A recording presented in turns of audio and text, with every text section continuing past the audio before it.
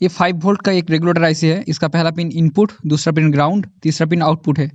तो देखिए इस सर्किट में अगर हम 12 वोल्ट का डीसी इनपुट करते हैं पहला पिन और बीच वाले पिन जो ग्राउंड पिन है उस पिन में, तो हमें आउटपुट पिन से और ग्राउंड पिन में हमें 5 वोल्ट का आउटपुट मिलता है, क्योंकि ये 5 वोल्ट का एक रेगुलेटर आईसी है।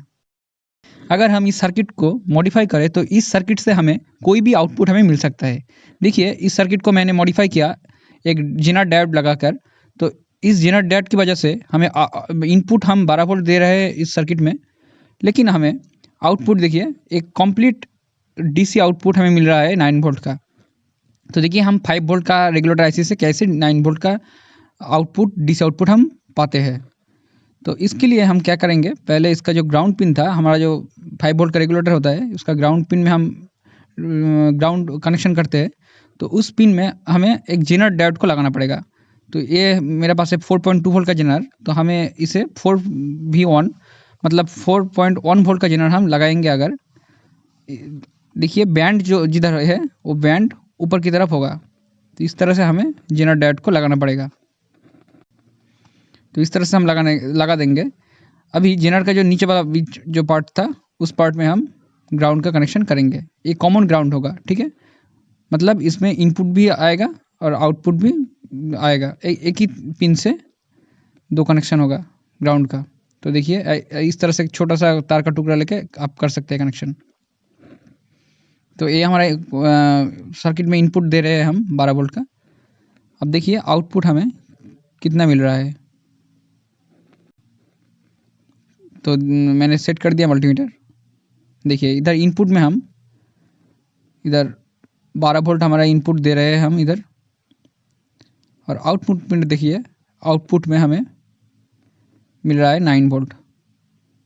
तो कैसे हम इसको पा रहे हैं अब थोड़ा सा हम देखेंगे, कैलकुलेशन देखेंगे थोड़ा सा। तो देखिए मैंने इधर जो हमारा 7805 7805 आईसी था, 5 वोल्ट का रेगुलेटर आईसी, पहला पिन इनपुट था, दूसरा पिन ग्राउंड, तीसरा पिन आउटपुट था। ग्राउंड को देखिए पहले हम एकदम कॉमन ग्राउंड की तरह जोड़ रहे हैं। तो ग्राउंड को डायरेक्ट जो 0 वोल्ट का कनेक्शन है उसके साथ जोड़ रहे हैं, तो हमें 12 वोल्ट इनपुट देने पर 5 वोल्ट का आउटपुट मिल रहा है। तो अभी हम क्या करेंगे, जो ग्राउंड को डायरेक्ट हम ग्राउंड में ना जोड़कर उसके बीच में हम एक जेनर डायोड को लगाएंगे। इस जेनर डायोड की जो वोल्ट होगा वो वोल्ट से वोल्ट का निर्भर करेगा कैसा हम आउटपुट हमें मिलेगा। तो देखिए हम इधर एक जेनर डायोड को लगाएंगे। तो ये जेनर डायोड हमने लगा दिया। देखिए अगर हम इधर जो वोल्ट होगा वो जेनर डायोड का वोल्टेज और रेगुलेटर का वोल्टेज को प्लस हो जाएगा। देखिए इधर मैंने 5 वोल्ट का रेगुलेटर लिया और ये जेनर डायोड है 4 वोल्ट का, तो 4 वोल्ट का रेगुलेटर और 5 वोल्ट मिल के हो जाएगा 9 वोल्ट। देखिए ये जेनर डायोड का वोल्टेज है 4 वोल्ट, तो रेगुलेटर का वोल्टेज है 5 वोल्ट, तो 4 वोल्ट और 5 वोल्ट मिलकर हमें देगा 9 वोल्ट। तो ये 4 वोल्ट मिलते नहीं, हमें 4V1 लिखा रहता है, मतलब 4.1 वोल्टेज का जेनर हमें मिलता है। देखिए अगर हम 6 वोल्ट का लगाएंगे तो 5 वोल्ट का रेगुलेटर, 6 वोल्ट का जेनर, टोटल मिलेगा हमें 11 वोल्ट, ठीक है। तो इस तरह से ये रेगुलेटर काम करता है। तो 11 वोल्ट अगर आउटपुट मिलेगा तो हमें इनपुट ज़्यादा देना होगा, 13 वोल्ट का 2 वोल्ट ज़्यादा हमको इनपुट देना पड़ेगा, तभी रेगुलेटर ठीक तरह से काम करेगा, ठीक है। तो मैंने एक छोटा सा चार्ट बनाकर आपको दिखाऊंगा कैसे ठीक तरह से काम करेगा। तो देखिए, तो मैंने चार्ट प्रिपेयर कर लूँ। देखिए अभी ये जो वोल्टेज रेगुलेटर है, वोल्टेज रेगुलेटर इस वाले एग्जाम्पल को लेते हैं।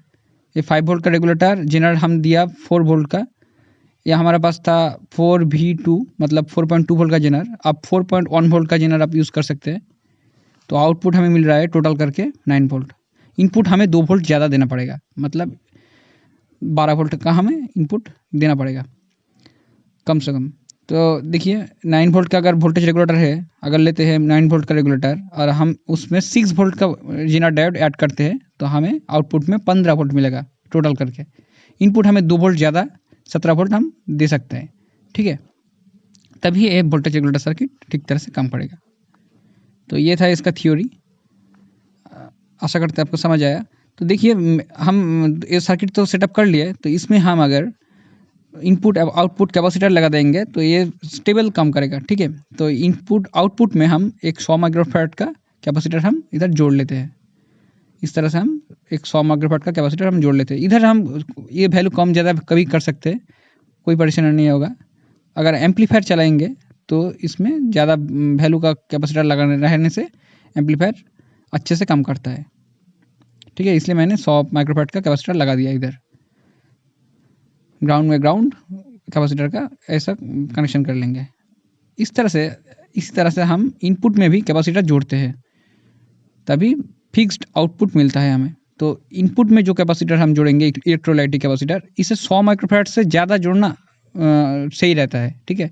220 माइक्रोफैराड और 470 माइक्रोफैराड मेरे पास नहीं था, इसलिए मैंने 100 माइक्रोफैराड का ही जोड़ दिया।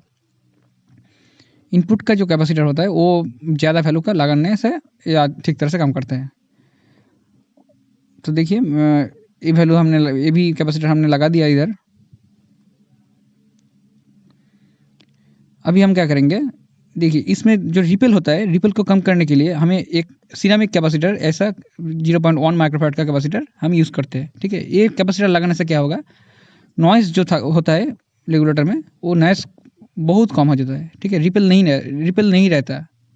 तो एम्पलीफायर जो आप लगाएंगे 9 वोल्ट में, इस 9 वोल्ट में एम्पलीफायर कोई लगाएंगे तो एम्पलीफायर नॉइस नहीं करेगा, हार्म नहीं करेगा कोई, ठीक है। जो आवाज़ होता है वो कम होगा। तो देखिए ये कैपेसिटर लगाने के बाद भी हम 9 वोल्ट का आउटपुट हमें इससे मिल रहा है। और इनपुट भी देख लीजिए, इनपुट हमें इधर हमने दे दिया 12 वोल्ट के इनपुट, ठीक है। तो ये सर्किट एकदम परफेक्ट काम कर रहा है, इसमें नॉइज़ भी कम होगा, सब ठीक ठाक होगा। तो देखिए इसमें मैंने इंडिकेशन के लिए मैंने एक एलईडी लगा दिया 1 के रजिस्टर को सीरीज में लगाकर। तो अगर लोड से आईसी गर्म हो रहा है तो हीट सिंक का यूज़ ज़रूर करें। धन्यवाद।